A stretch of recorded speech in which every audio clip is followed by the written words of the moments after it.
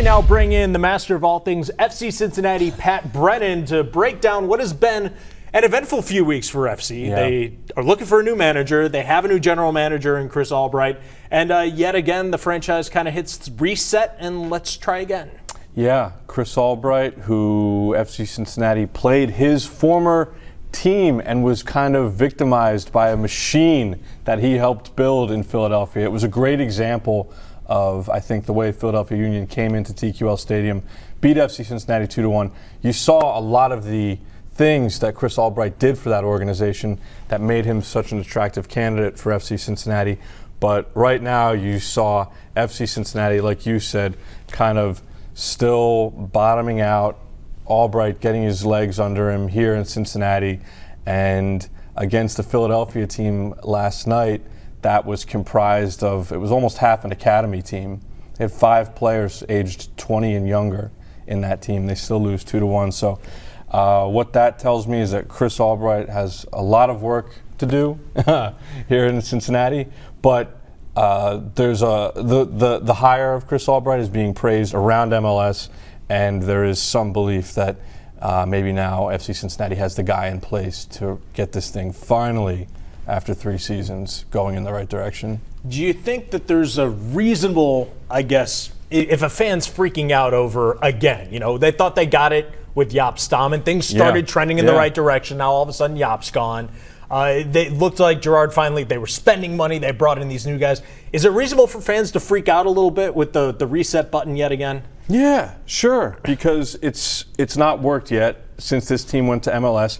And not only has it not worked, they are, unfortunately, you have to say, Chris, failing in historical measures. There are a lot of metrics that point to that with this team. So, no, there's nothing FC Cincinnati has done to this point to engender any kind of confidence in the moves that they're making. What I would say, if you're looking for reasons to be confident, look at Chris Albright and his MLS experience. We just talked about some of the things that he's put in place in Philadelphia, emphasizing their academy, taking Philadelphia from kind of a bottom dweller in MLS to a regular in the MLS Cup playoffs, winning trophies, competing for huge trophies, not just in MLS, but on this continent against teams from Mexico and elsewhere. So Chris Albright knows the landscape here. You cannot say that about Gerard Nijkamp.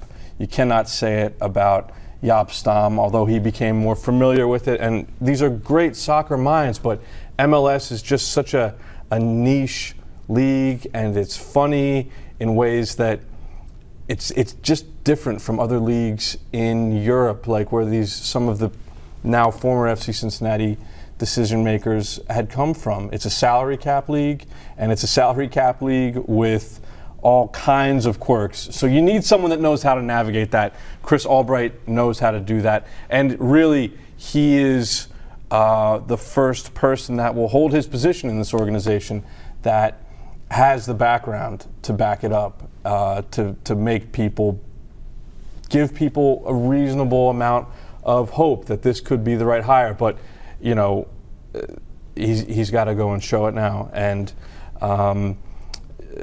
off to a rough start last night against his former team, which he would know intimately. So, like I said, a lot of work to do for Chris Albright. I guess if there's a good place to start if you're a new GM to gauge your team, I guess it would be against the team you helped build, because then you're like, all right, well, I know our weaknesses. Let's see where we're okay here. What do you think is going to be the biggest challenge for him in rebuilding this team, or even, I don't want to say rebuild because I think they have a couple good pieces there, but tweaking the team into getting them into contention? That's a great question. I think one of the problems is, you mentioned it, they dumped so much money into the 2021 team. That team is not good. They have 4 wins. They're on track to set franchise lows in several categories, most notably in the wins and losses column. So a lot of concerns about the money they spent a lot of money. That doesn't mean it was well spent. Clearly it's been proven that was not the case. So Chris Albright is going to have to look through this roster, and there are a lot of talented players. That's why so many of them are highly paid. At one point they had 6 7-figure earners on this team, the most in MLS, and 5 is still a lot.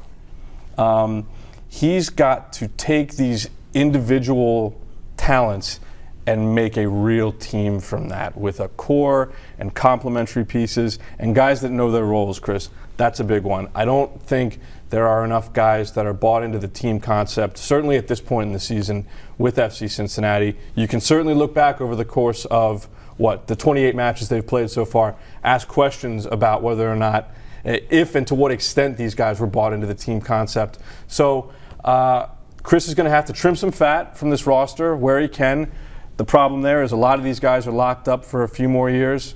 So that's big money already spent, already out the window. And where can he find flexibility in this salary cap league? Where can he work and maneuver the rules to FC Cincinnati's advantage to bring in the help this team clearly needs? They have talent. They need to supplement it with people that will make a real team, which they are not right now. His first, obviously, biggest thing, and you talked to him, I talked to him as well, is finding a new manager. Yeah. What would you like to see out of the new manager, or maybe give me a name that you think would fit well here with FC Cincinnati? This doesn't seem like I don't think it's the direction that FC Cincinnati will go in. But the current interim manager, Tyrone Marshall, I've liked what I've heard from him. He used to be teammates with Chris Albright. Again, they're going to emphasize MLS experience. That was big in hiring Chris Albright. As you know, it's going to be big in hiring the next head coach of this team. Tyrone Marshall has MLS experience in spades. He has experience on the international stage, having played for the Jamaican national team. He's won MLS championships. He checks a lot of boxes. He says a lot of things that I like about him. The thing about Tyrone is he's already juiced in with the FC Cincinnati Academy. So presumably when this interim period ends, he would go back into what is already a really nice job. But the more I interact with Tyrone, the more I hear Chris talk about Tyrone, I think there is something to the idea that Tyrone will be considered. And like I said, I think he will ultimately end up in that academy position that he's been serving in since January. But you got to look at this guy closely. He gets the league. He's been around. He's been an assistant coach. He's been the number 2. And things keep pointing back to Tyrone Marshall for me. So if you have a guy in-house and players from this year's team will already be familiar with him and the work that he's done, why not? I think that'll be a question that FC Cincinnati decision makers have to answer for themselves. The only thing I would say with Tyrone is they want to finish out this 2021 season with some measure of respectability. He's 0-3-0 right now. 3 losses and not many goals for FC Cincinnati during that period. So he's going to have to get some results too if he wants to be seriously considered for this job, I think. But still 6 games to play. And we'll see what Tyrone is what kind of resume he's able to build for himself as the interim in the next few weeks. You mentioned Tyrone as someone who has a lot to gain or lose on these last 6 matches. Yeah. What else does this team have to gain or lose the last 6 matches? Because at this point, it's almost a foregone conclusion they're going to finish at the bottom. Like you said, they're trending towards some record lows in franchise history. Give me something they still have to play for, some guys who have a lot to play for. Yeah. I mean, everyone's playing for their place in this team next year. Even if you're on contract for next year and the year and 23, that doesn't mean FC Cincinnati won't try to move you. So if you have a vested interest in this club and being a part of fixing it, you have everything to prove, over the next few weeks. I think there are a lot of individual aims that can be good and bad, because if guys start to play outside the team concept and they go for, say, a certain number of goals, that triggers, things in their contract. But those are on the table. Tyrone Marshall's talked about that. It's something you want to see these guys get, but also they need to be going about it in the right way. I think it would be heartening for fans to see this team win 3 more matches. 3 out of 6 would be a fairly unprecedented run in this club's MLS history, but it would give them the most wins they've ever had in an MLS season of the 3 that they've played. That would be a nice thing for the fans, if nothing else. And if you can, Chris Albright knows how he wants this team to play going forward. So if you can start to put the pieces in place, put the players in the right positions, and get a jump start on preseason next year, and get this team playing in the fashion that he wants them to play in, as opposed to the Dutch system, which FC Cincinnati has obviously done away with. That would be a productive use of the next 6 matches. So there are a lot of moving parts right now. There's a lot for Chris Albright and Tyrone to manage in the locker room, on the field, and in the executive offices at the Mercy Health Training Center, where they are already looking ahead to 2022. A lot to play for. I want to bring up one more thing, because on top of the big news, the good news of the new GM, the ESPN article I know we talked about coming into this does not paint FC Cincinnati in a great light, especially team president Jeff Berding. Yeah. What do you think the view of this franchise is throughout MLS right now? I don't think it's very high.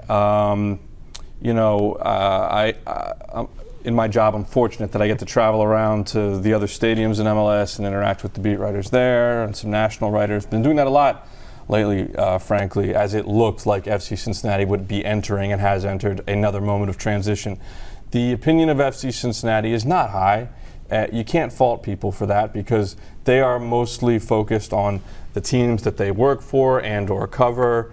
And you catch a quick glimpse of the standings, and you continually see FC Cincinnati at the bottom year after year. Yeah, you're going to form a negative opinion. Look, it was not a complimentary piece of Jeff Berding. I've been here. I've been on the ground. You've been here. You've been on the ground. I've worked with Jeff Berding, covered him and this franchise since 2015. I think it would be unfair to put all of this on Jeff Berding. He's made hires that didn't work out. He's owned that.